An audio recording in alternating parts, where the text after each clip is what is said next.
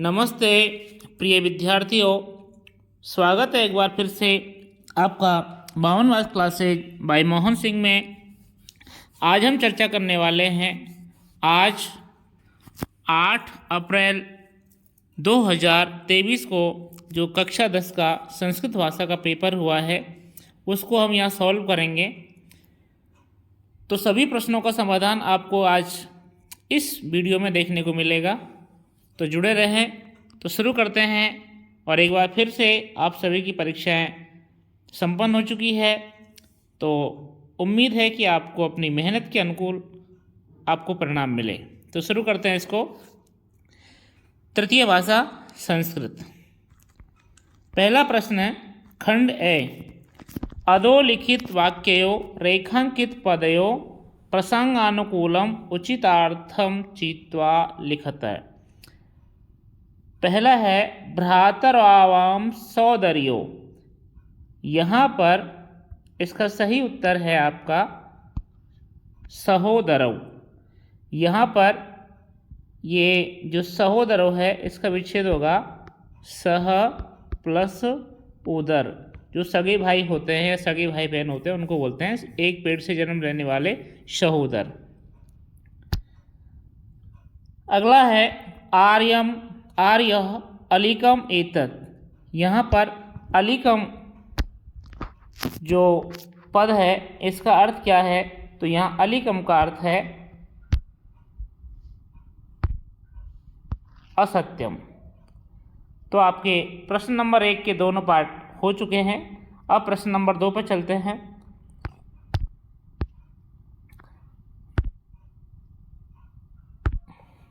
धूमं मुंचति इति पदस्य संधि विच्छेदम कृत्वा संधे नामापि लिखत है।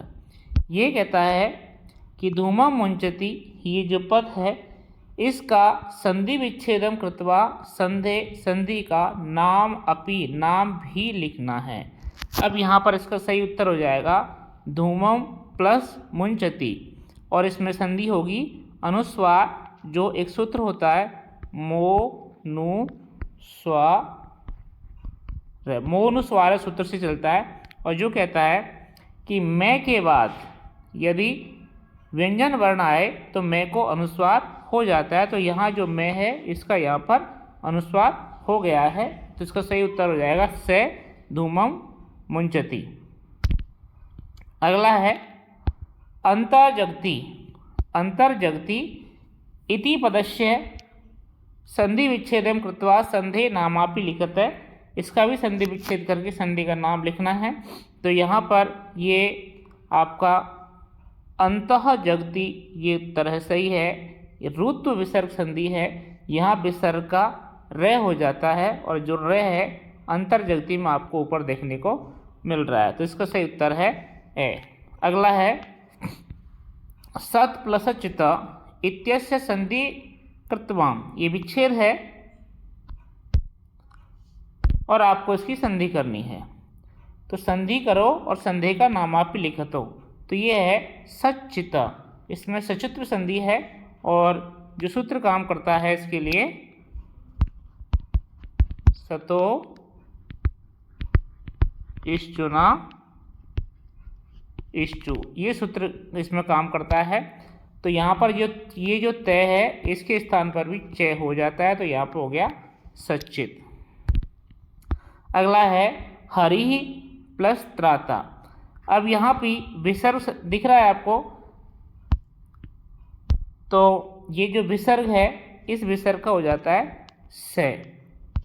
तो यहाँ पर इसका सही उत्तर हो जाएगा हरीश त्राता। सत्व विसर्ग संधि इसमें देखने को मिलेगी। अगला है प्रश्न नंबर 3। नाव सीदति इत्यत्र उपसर्गम शब्दम च पृथक कृत्वा लिखत। तो इसका सही उत्तर हो जाएगा न प्लस अवसीदति। अगला है निरर्थकम इत्यस्य उपसर्ग शब्दम च पृथक कृत्वा लिखत। तो इसका सही उत्तर हो जाएगा निर प्लस अर्थकम। ऑप्शन से इसमें सही हो जाएगा। तो प्रश्न नंबर 3 आपका पूरा हो गया। प्रश्न नंबर 4,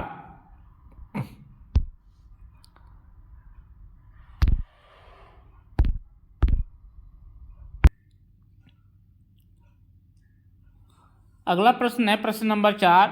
अधोलिखित अपठित गद्यांशं पठित्वा एतदाधारित प्रश्नानां यथा निर्देशम उत्तराणि लिखत है।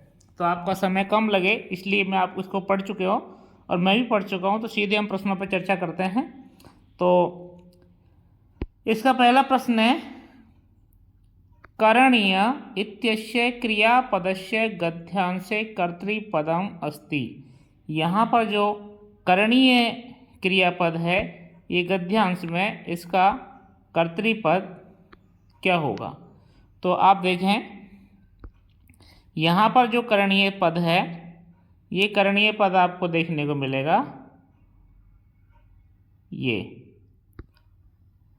और यहाँ पर करणीय तो परेशान कार्य सिद्धये, दूसरों के कार्य की सिद्धि के लिए स्वयं के स्वार्थ भावना का त्याग करना चाहिए। तो यहाँ पर इसका जो कर्तृपद है ये आपका आएगा परेशान।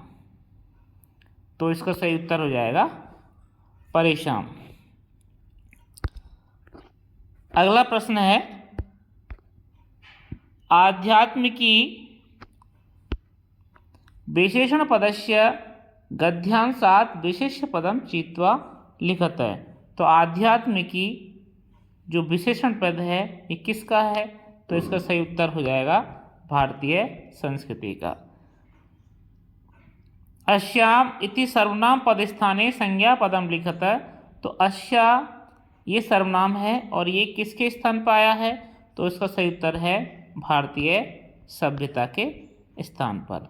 और अगला असाफल्यम इति विलोम पदम गद्यांशात् चित्वा लिखत है। तो असाफल्यम का विलोम पद सबसे सिंपल सीधा साफल्यम। अगला है एक पदेन उत्तरता गीतायाम का भावना प्रकटिता। तो इसका उत्तर हो जाएगा त्याग भावना। भारतीय संस्कृति किम मनुते, भारतीय संस्कृति की मनुते। तो इसका उत्तर हो जाएगा परेशान कल्याणम। ये भी आपके उसी गद्यांश में से ही हैं। फिर है पूर्ण वाक्येन उत्तरतः, पूर्ण वाक्य में उत्तर दो। तो भारतीय सभ्यता कस्मै प्रेरयति। तो भारतीय सभ्यता हमको किसके लिए प्रेरित करती है। तो इसका उत्तर है पुनः परेशान उपकाराय, दूसरों के उपकार के लिए, और निज स्वार्थान त्यक्तुम, और अपने स्वार्थों को त्याग करने के लिए हमें भारतीय सभ्यता है वो प्रेरित करती है। ये आपको उत्तर मिलेगा यहाँ पे देखो ये रहा भारतीय सभ्यता पुनः परेशान उपकाराय स्वार्थान त्यक्तुम प्रेरयति। अगला है पूर्ण वाक्य उत्तरतः भारतीय संस्कृति किम शिक्षयति। भारतीय संस्कृति क्या शिक्षा देती है। तो सर्वथा आध्यात्मिकी और भोग स्थाने योगमेव। जो पाश्चात्य संस्कृति है वो योग को मानती है और हमारी भारतीय संस्कृति है ये भोग के स्थान पर योग को मानती है। तो इसका उत्तर हो जाएगा सर्वथा आध्यात्मिकी भोग स्थाने योगमेव। तो अगला है अस्य गद्यांशस्य समुचित शीर्षक। तो हमने किसके बारे में पढ़ा, भारतीय संस्कृति और सभ्यता। तो इसका शीर्षक हो जाएगा भारतीय संस्कृति सभ्यता च। और भारतीय संस्कृति का महत्व भी लगभग समान सा बनता है। और अगला है उपयुक्त गद्यांश का संक्षिप्तीकरणम कुरुते। तो वो आप कर लेना। इसमें भी क्या है, इसमें हमको महत्वपूर्ण बातों का उल्लेख करना है। जिन बातों को उल्लेख करने किए बिना भी हमारा काम चल सकता है उनको हमको छोड़ देना होता है।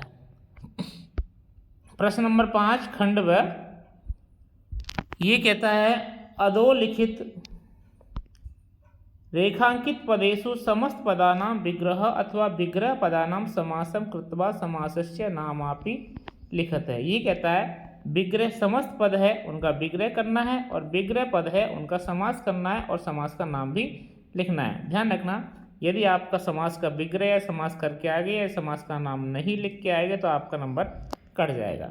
तो ये है सेवितव्यो महावृक्ष। तो महावृक्ष रेखांकित है इसका होगा महान वृक्ष है। और यदि आप इसका महान च अशौ वृक्ष है ये भी करके आए तो ये भी ठीक है, और समास का नाम है अपना कर्मधारय।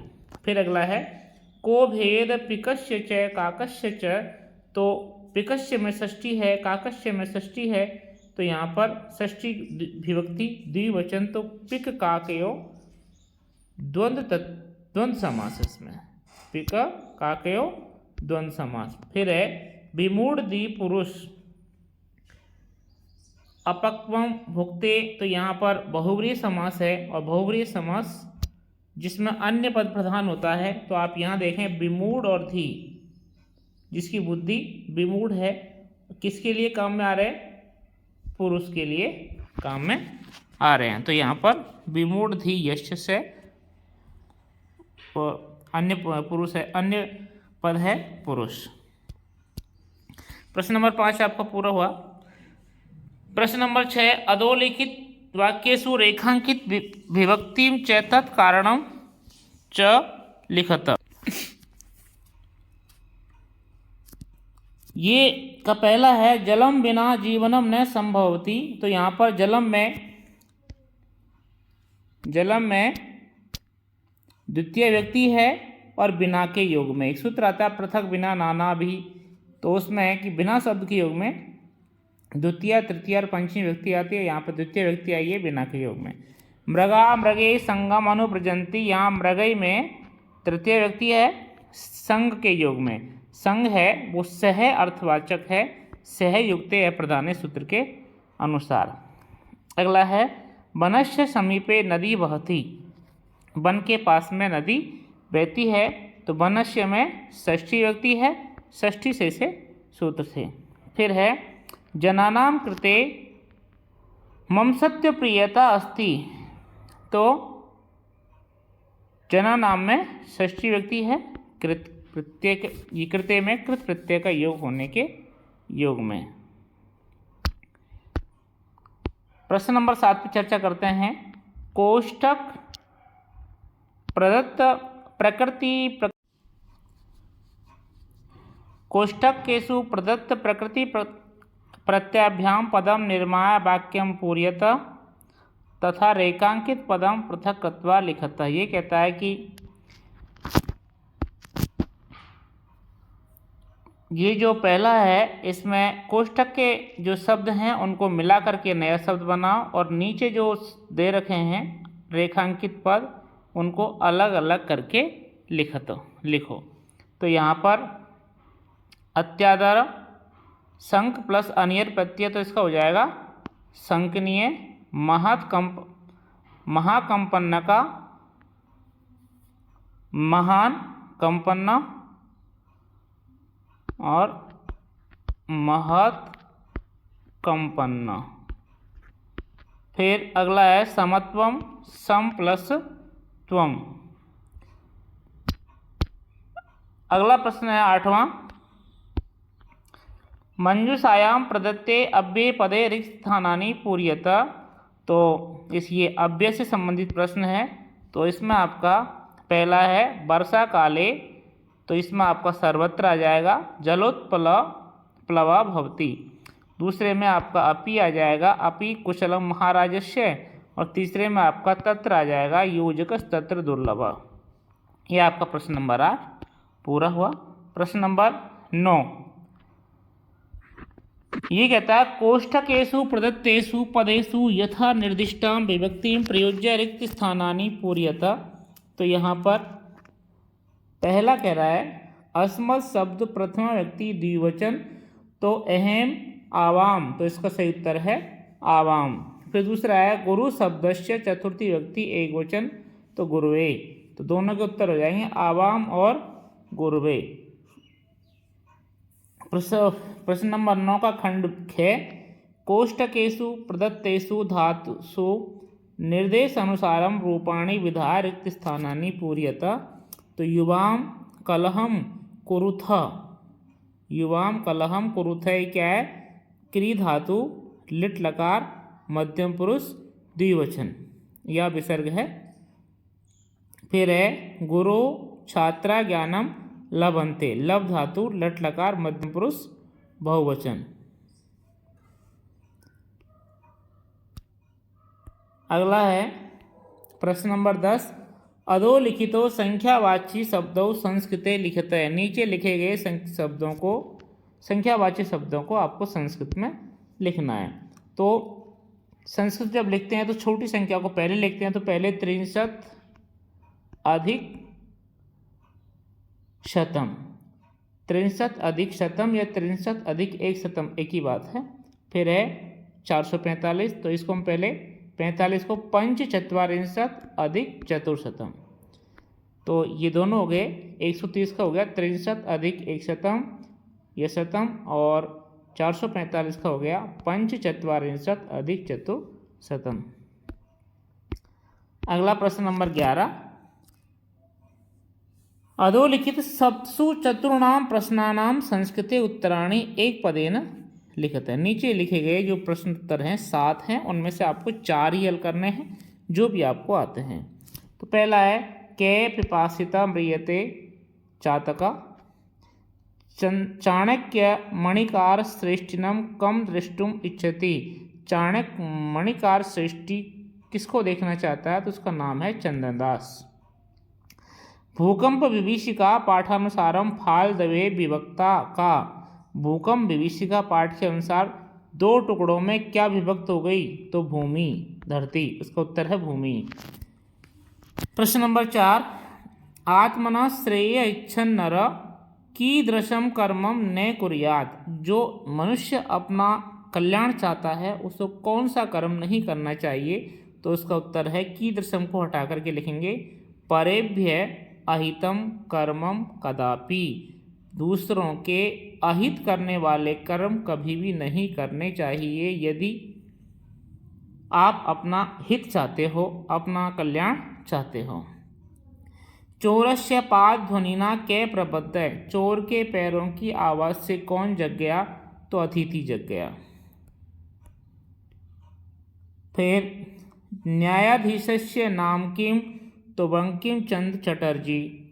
अगाध जल संचारी क गर्भम न याति, तो उत्तर हो जाएगा रोहित। अब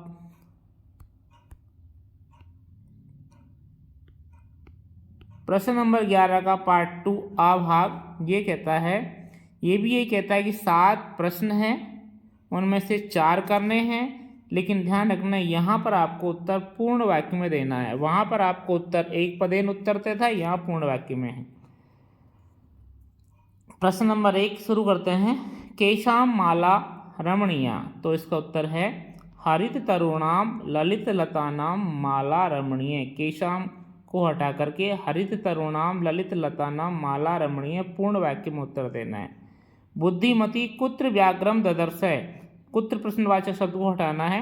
उत्तर है बुद्धिमती मार्गे गहन कानने व्याघ्रम ददर्शय, कि बुद्धिमती ने मार्ग में घने जंगल में एक व्याघ्र को देखा। प्रश्न नंबर 3। सुभाषित पाठानुसारम कुत्र सख्यम भवति। सुभाषित पाठ के अनुसार मित्रता कहाँ हो सकती है? तो इसका उत्तर है कुत्र को हटाना है समानशील व्यसनेषु। समानशील और व्यसन जिनके हैं उन्हीं के बीच में मित्रता हो सकती है। अच्छे आदमी के साथ अच्छे आदमी की मित्रता होगी, बुरे आदमी के साथ बुरे आदमी की मित्रता ही संभव है। प्रश्न नंबर 4। केन संबंधेन वाल्मीकि लवकुशयो गुरु। किस संबंध से वाल्मीकि लवकुश का गुरु था? तो उसका उत्तर था उपनयन उपदेशेन। इसका विच्छेद होगा उपनयन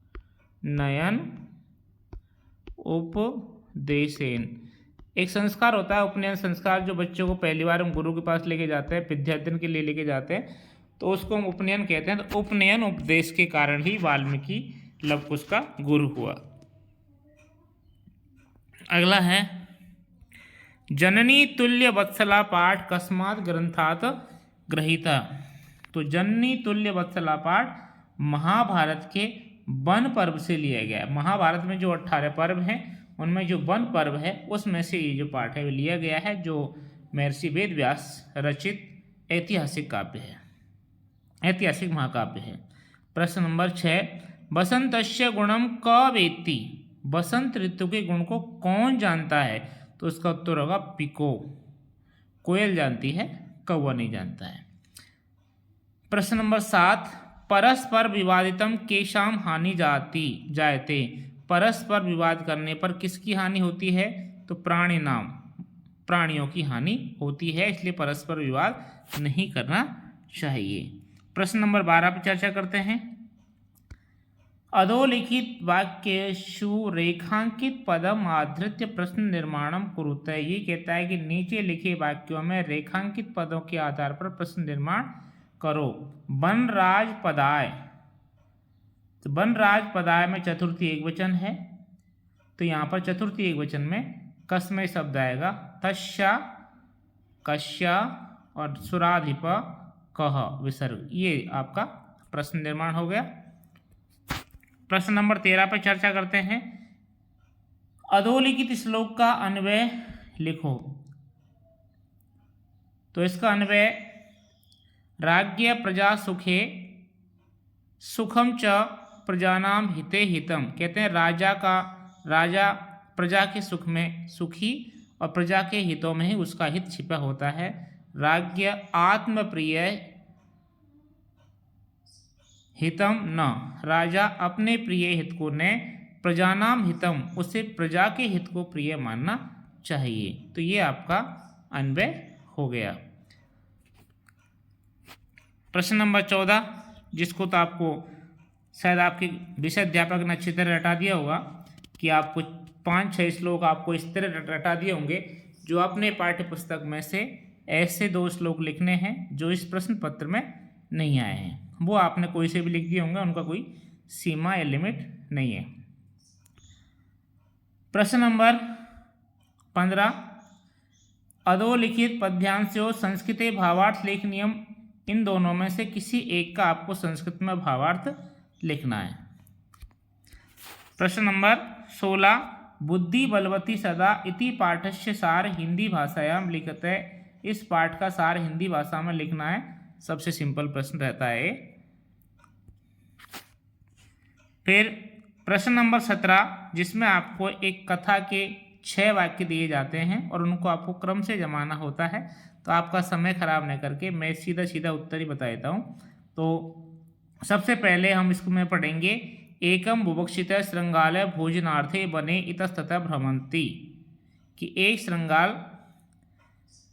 भूखा श्रृंगाल भोजन में इधर उधर घूम रहा था। एकस्मिन् स्थाने से द्राक्षा फलम अपश्यत। एक जगह वह अंगूर के फल देख लेता है, द्राक्षा फल को देख लेता है।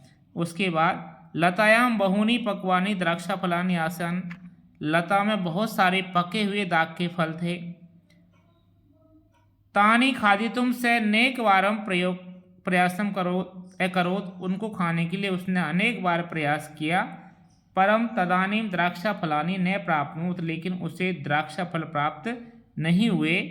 एतानी द्राक्षा फलानी अम्लानी की, ये अंगूर तो खट्टे हैं। इति कथित्वा, ऐसा कह करके वह क्रोधित श्रृंगाल वहाँ से पलायन कर गया। तो इसका सही उत्तर होगा 6, 2, 4, 3, 1 और 5, जो आपको यहाँ पर बता दिए गए हैं। तो ये आपका क्रम संयोजन हो गया। फिर अगला है, यदि आप मान लीजिए इसको नहीं करना चाहो तो आपके पास ये ऑप्शन है कि इन शब्दों के आधार पर आप 5 वाक्यों का निर्माण कर सकते हैं। तो ये प्रश्न भी सीधा ही है, जिनमें से आपको जो उचित लगे वो कर सकते हो। प्रश्न नंबर 18 में, अधोलिखित वाक्येषु केषांचित् त्रयाणां वाक्यानां संस्कृत भाषाया अनुवादं कुरुते। तो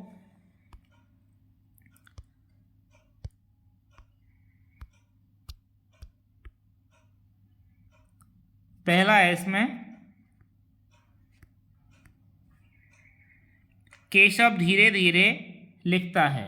इसमें भी आपको त्रयाणाम वाक्यानाम, 3 वाक्यों का ही आपको संस्कृत भाषा में अनुवाद करना है। ये वाक्य भी सीधे सीधे दिए हैं। केशव धीरे धीरे लिखता है। केशवः शनैः शनैः लिखति। रमेश ने आज नहीं पढ़ा। रमेशः, यहाँ आप रमेश के आगे विसर्ग लगा देना। रमेश कर्ता के आगे विसर्ग आता है। रमेश अद्य न अपठत। रमेश ने आज नहीं पढ़ा। राजा राज्य की रक्षा करता है तो नृप राज्यस्य रक्षाम करोति। हम दोनों पाठशाला जाते हैं तो हम दोनों का हो जाएगा आवाम पाठशाला गच्छावः, उत्तम पुरुष द्विवचन। तुम सब ईश्वर को प्रणाम करते हो तो तुम सब यूयम ईश्वरम, ईश्वर को प्रणाम करते हो कुरुथ। इसमें कुरुथ मध्यम पुरुष बहुवचन आएगा, तुम सब।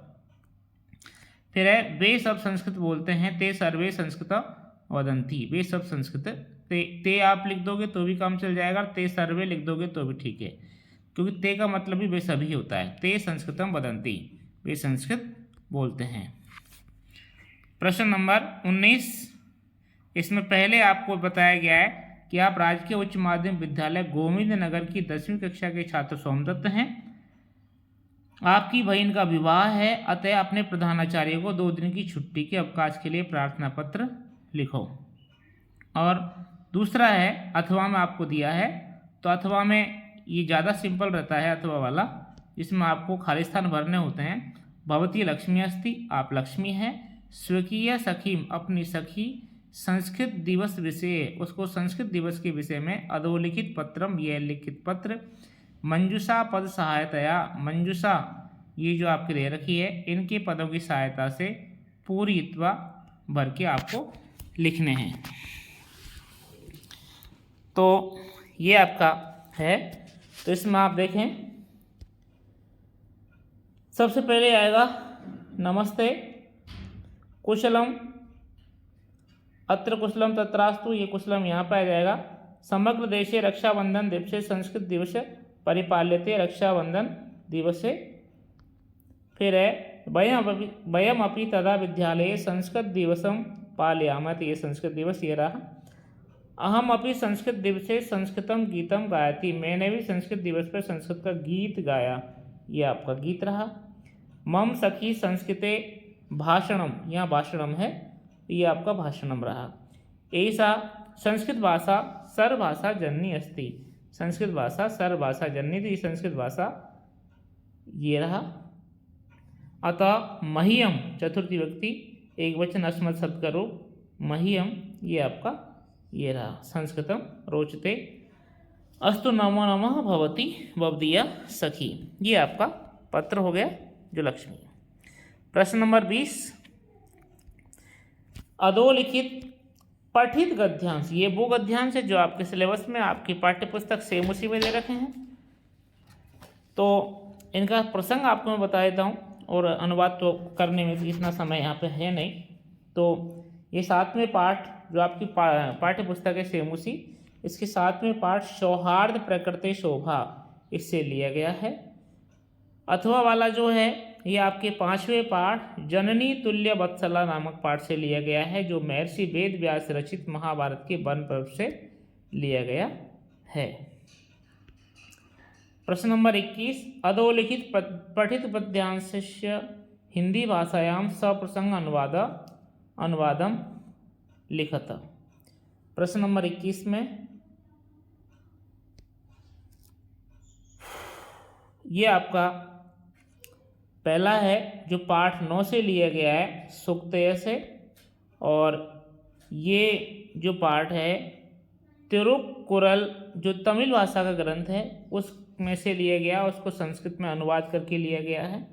और जो अथवा में आपको दे रखा है सुभाषितानि, संपत्तोच विपत्तोच महताम एक रूपता उदय सविता वक्तो रक्तश्चास्त में, तथा ये आपकी सुभाषितानि नामक पाठ जो छठा पाठ है इसमें से लिया गया है।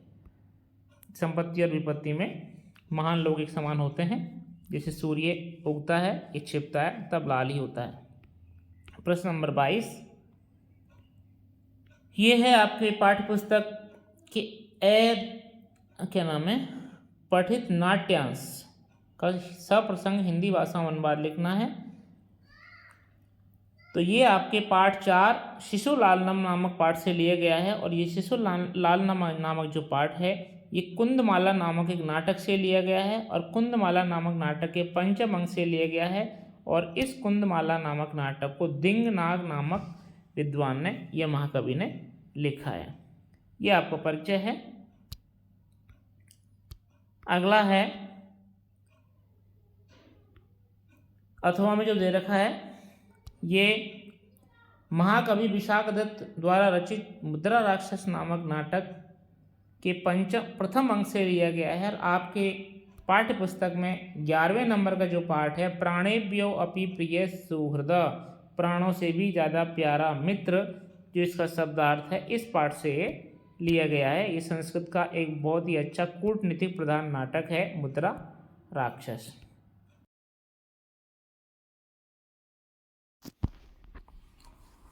प्रश्न नंबर 23 ये कहता है, अधः प्रदत्त चित्रं दृष्ट्वा मंजूषायां प्रदत्त शब्दानां सहायतया संस्कृतेन अष्टवाक्यानि निर्माय लिखते हैं कि इन जो मंजूषा में जो शब्द दे रखे हैं, इनसे आप 8 वाक्य बनाओ इस चित्र के आधार पर। इसका अथवा में जो प्रश्न है ये है कि इसमें कुछ मित्रों का वार्तालाप दे रखा है। उस वार्तालाप में आपको जो खाली स्थान है वो इस मंजूषा में से भरने हैं। तो इसमें पहला कहता है, गोविंद भो मित्र गोपाला सुप्रभातम। गोपाल कहता है नमो नमः। तो पहले में आएगा नमो नमः। फिर है गोविंद कहता है भगवान कथम अस्ति, आप कैसे हो, तो इसमें कथम आएगा। गोपाल कहता अहम कुशली, कि मैं कुशल हूँ, इसमें कुशली आएगा। गोविंद कहता है स्वयं मम जन्मदिनम भविष्यति, कृपया आगच्छतु, कल मेरा जन्मदिन है, तो यहाँ पर जन्मदिन आएगा। गोपाल कहता अस्तु अहम स्वयं आगमिष्यामि, कि ठीक है मैं कल आ जाऊँगा, तो यहाँ पर आगमिष्यामि आएगा। गोविंद कहता भवता भगिनीम अपि आनयतु, कि आपकी बहन को भी लेके आना, तो यहाँ भवता आएगा। गोपाल कहता तस्य स्वास्थ्यम सम्यक नास्ति, उसका स्वास्थ्य ठीक नहीं है। और लास्ट में जो है वो इसमें है, उसमें आएगा ये जो मिलावह।